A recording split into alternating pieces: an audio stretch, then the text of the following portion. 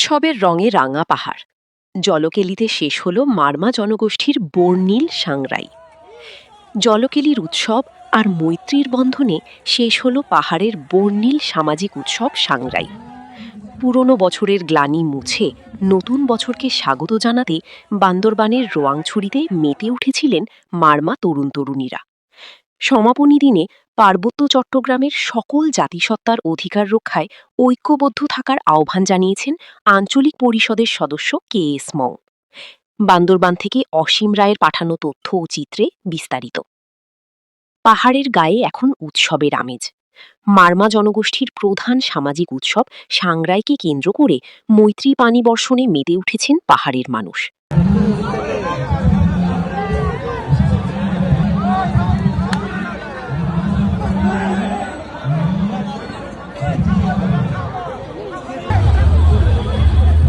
শুক্রবার বান্দরবানের রোয়াংছড়ি উপজেলায় ছিল এই উৎসবের বর্ণিল সমাপনী।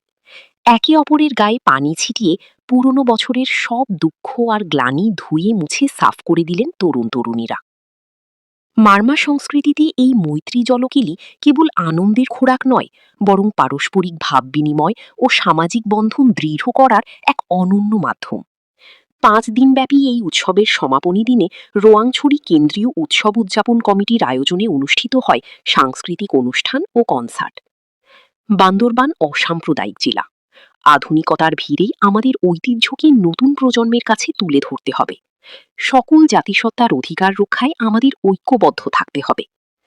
অনুষ্ঠানে উপস্থিত ছিলেন বান্দরবান জেলা পরিষদের সদস্য অ্যাডভোকেট মাধবী মারমা, রোয়াংছড়ি সাবজোনের camp commander major Syed Rabiul Islam এবং উপজেলা নির্বাহী কর্মকর্তা তাসমিন আলম তুলি।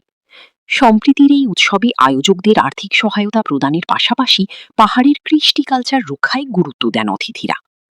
সব ভেদাভেদ ভুলে পাহাড়ি, বাঙালি এবং বিভিন্ন ক্ষুদ্র নৃগোষ্ঠীর মানুষের স্বতঃস্ফূর্ত অংশগ্রহণে রোয়াংছড়ি যেন পরিণত হয় এক প্রাণবন্ত মিলন মেলায়।